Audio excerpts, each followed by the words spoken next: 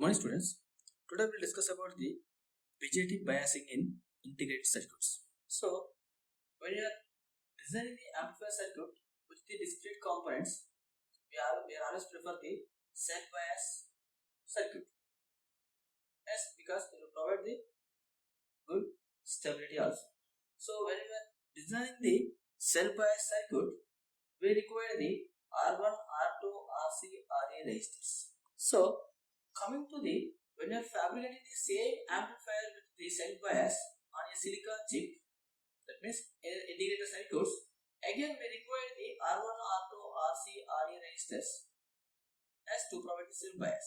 When you are having the large resistance values, then the area of the silicon chip also increases. We are moving into the integrated circuits to reduce the area and power consumption, but when we are including the R1, R2, RC, RA resistors in the amplifier circuits on silicon chip, these resistors will occupy the large area. Hence, we can say when we are designing the integrated circuits amplifiers, that means transistor in IC amplifiers, to bias the amplifier circuit, we'll use the special circuit is called current mirror circuit. This current mirror circuit is constructed with the again active devices, and this current mirror circuit will provide the sufficient resistance. So in previous we already said that current mirror circuits are used as a active load in the IC amplifiers. So when we are bias the BJT IC amplifiers, we are always use the current mirror circuits. So instead of the large resistance values, because when you are using the large resistance value, it requires the large area on silicon chip. As here we will write, if amplifier is formed using discrete components, the self bias circuit can be used. But if an amplifier is fabricated on silicon chip, self bias circuit cannot be used because the four resistors R1, R2, RC, RA occupy large area on silicon chip. Hence, transistor in IC amplifiers are biased using the special circuit called current mirror circuit. When we are having the large resistance values, then it requires the very large area on silicon chip. Yes. Now we'll see how the relationship between the resistance value and area of the silicon chip. So let's consider a silicon chip. This is our silicon chip. This is the length of the silicon chip we are considering, and this one is width of the silicon chip. So we are considering this one as thickness. As T is thickness, L is length, W is width. This is our silicon chip. We know that chip resistance can be written as R can be written as R equals to rho L by A. This is the basic formula. S, where A is the area of cross section. So we can write it is equals to area equals to its cross section. So we can write it is equals to width into thickness. So area of the cross section is considered as the width into thickness, and the area of the chip, that means chip area, can be written as it is equals to L into W. This is different. As chip area is calculated with the L into W, and the area of the cross section is calculated with the width into thickness. We know that resistivity rho equals to 1 by sigma S. So we can write sigma equals to Nd into E into mu n for the n type. Otherwise you may write it is Na into E into mu p for the p type, and we can write R equals to rho L by W into T. So we can write it is equals to rho by T into L by W. So we are considering this rho by T as rho by T as RS into L by W. So we can write R equals to RS into L by W. Since we have considered the rho by T as RS, Here RS is the sheet resistance. Here sheet resistance is nothing but resistivity for unit thickness. So we can write sheet resistance is resistivity per unit thickness. Otherwise you can say the sheet resistance is nothing but is the resistance of silicon chip having the square dimensions. As otherwise you can say it is a resistance of silicon chip having square dimensions. Square dimensions means length and width are same. That means we can say L equals to W. So we can write the resistance is equals to RS into L by W. Yes, here R is the chip resistance, RS is the sheet resistance. Sheet resistance is nothing but the length and width of the chip is same. Then it offers the resistance. That resistance is called sheet resistance. Yes, so it is the resistance of a silicon chip having a square dimensions.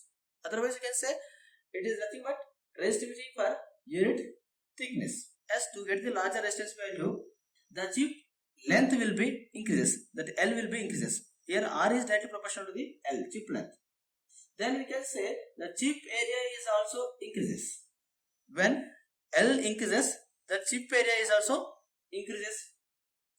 Yes or no? So to fabricate the larger resistance value, as the greater chip length required, or you can say the greater chip area is also required. Hence, large resistance are avoided in the ICs. So here we can write to fabricate larger resistor, greater chip length or chip area is needed. Hence, you can say that large resistance avoided in integrated circuits. That's why we are not prefer the larger resistance in the ICs. Now we are going with the current mirror circuits to bias the amplifiers in the integrated circuits. Yes, that for the purpose we are using the current mirror circuit as a resistor, or you can say current mirror circuit as a active load, because here current mirror circuit is constructed with the active devices. So it is called active load. Here this is the basic current mirror circuits. So current mirror is nothing but current flowing in one active device is copy the same current in the other active device. So it is current mirror circuit. Here Q1 is that Q1 transistor is a diode. Why? Because here this Q1 transistor is collector terminal is connected to the base terminal. As it is a shorted to base, currently shorted to the base. Such transistor is acting as a diode. As we can write, this Q1 is a diode connected transistor because its collector is shorted to base. Such transistor act as or behave as diode. Here these Q1 and Q2 are the two identical transistors with the large beta values, since their base is shorted to these bases are shorted together. Yes, and emitters are the grounded. Therefore we can write VB1 equals to VB2. Why? Because these two are identical. Yes, so we can write the VB1 equals to VB2, and similarly we can say IB1 equals to IB2 also. So we can write Q1 and Q2 are identical transistors with large beta value. Since their base is shorted together and emitters are grounded, then we can write VB1 equals to VB2. So VB1 equals to VB2, and we can write IB1 equals to IB2, and we can say for the transistor Q1 is shorted to base. Due to this, we can say this VBG equals to VCG. Why? Because that VCB is shorted, that means VCB is 0. Yes or no? As we can write, for Q1 collector is shorted to base. Due to this, VCE equals to VBG, and hence Q1 is in active region.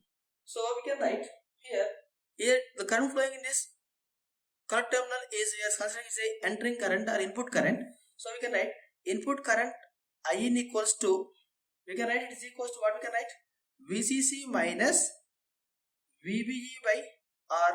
Here IB1 equals to IB2, then we can write it is also IC1 equals to IC2 also, because these two are identical. So we can say current flowing in the two current terminals are also same. Why? Because the beta values of the two transistors are same. So here we can write input current equals to VCC minus VB by R. VCC minus VCE by R, but here VCC is nothing but VB, so we can write it is equals to VCC minus VB by R. Here we can say VCC and VBE and R all are constant, then we can say input current is also remains constant.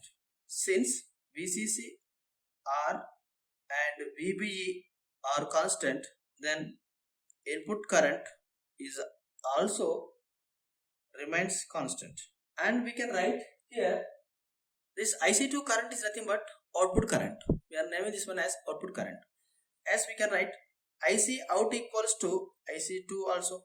Now apply the KCL at this terminal. So here I am naming this one as C1 node.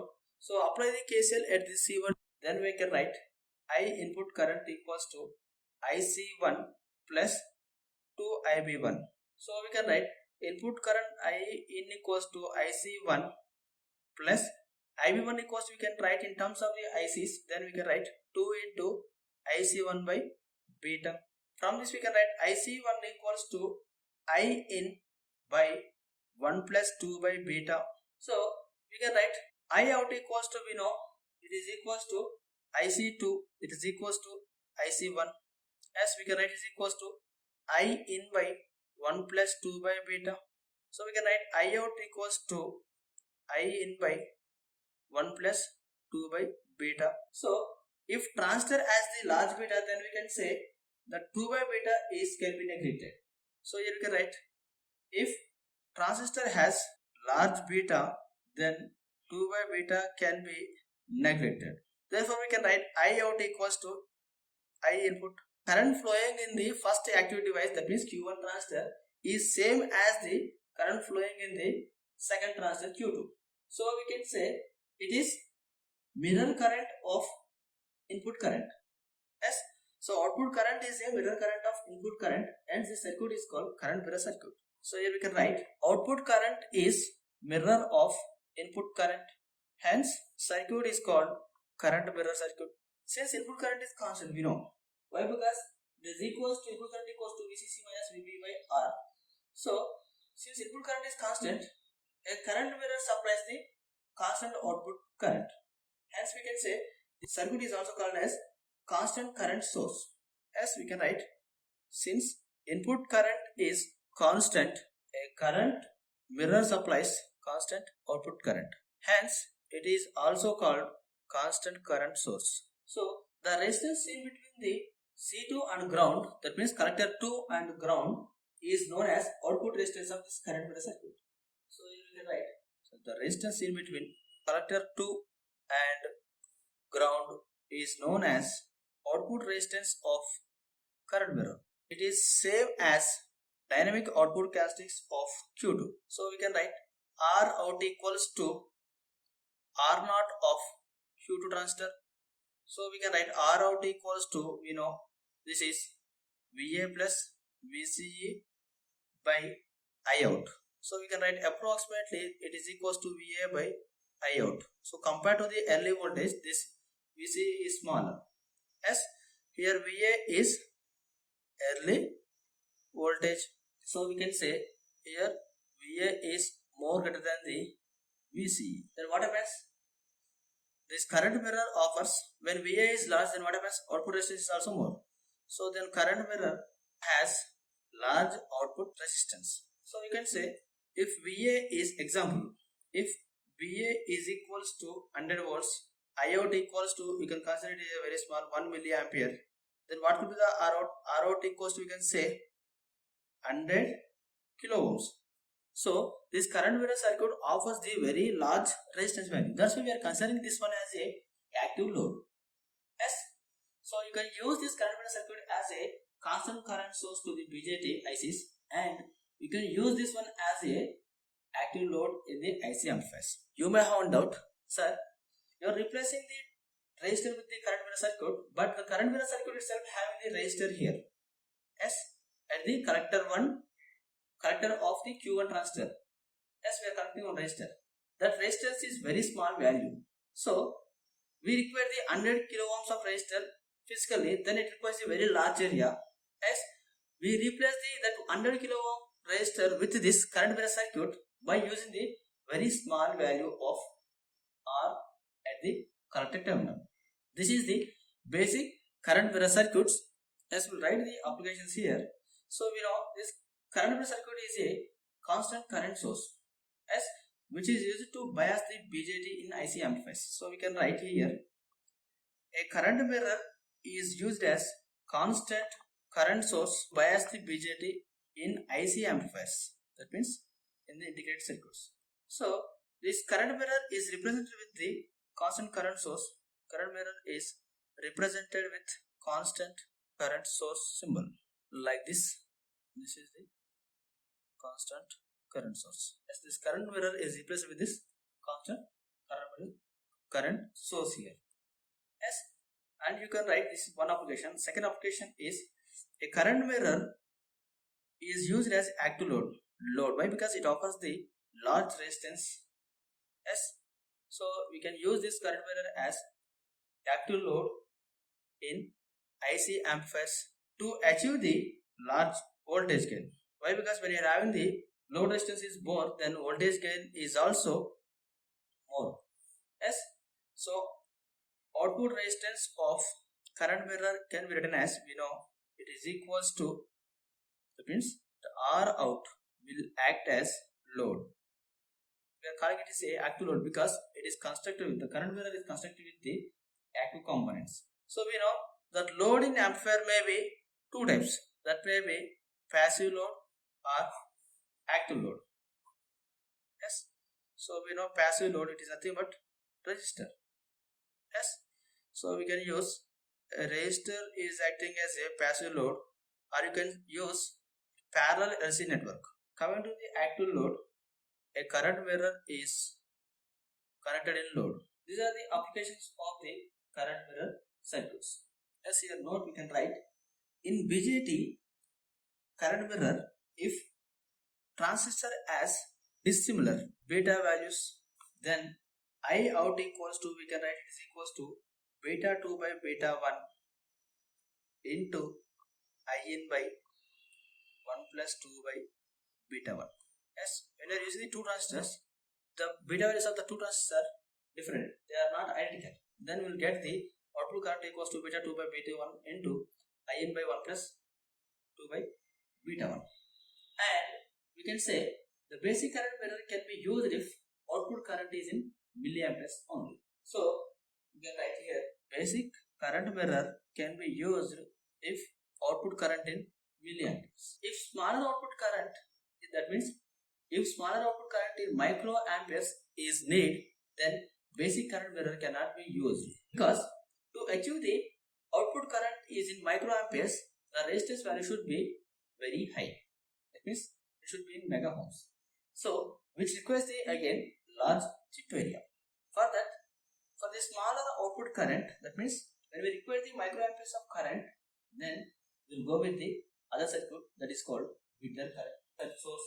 So we can say here, if smaller output current, that means in microampere, is needed, then basic current mirror cannot be used, because to achieve I out output current in microamperes, the resistor R should be in mega ohm, which requires greater chip area. So we know the relationship between R and this I out, VCC minus VB by I out, we can write. When we require the output current is in the microamperes, then we require the resistance is very large. So we can write I out equals to S VCC minus VB by R. For example, if I am taking VCC is 5 volts, I out I am requiring as 10 microamperes. Then what could be the R value? How much R value we need to choose? S. So we can write R equals to 5 minus 0.7 by 10 micro. As it is equals to 0.43 mega ohm resistor. I said we are using that current mirror circuit to reduce the resistance value. We are using this current mirror circuit to reduce the chip area. Whatever we are using the resistors that are replaced with the current mirror circuit, in the current mirror circuit we are using the very small resistors. But when you are designing the current mirror circuit for the very smaller values, that means in the microamperes of current, we require the 0.43 mega ohm resistor. That means this kind of circuit is not suitable for the very small currents. Why? Because it requires the large resistance value. When we are having the large resistance value, then again it occupies the large area. Yes, so we can say this is the drawback of the circuit. Yes, so we can write the small output currents, that means in microampere, can be achieved by using Butler current source. We will see the Butler current source in next class. Yes, thank you.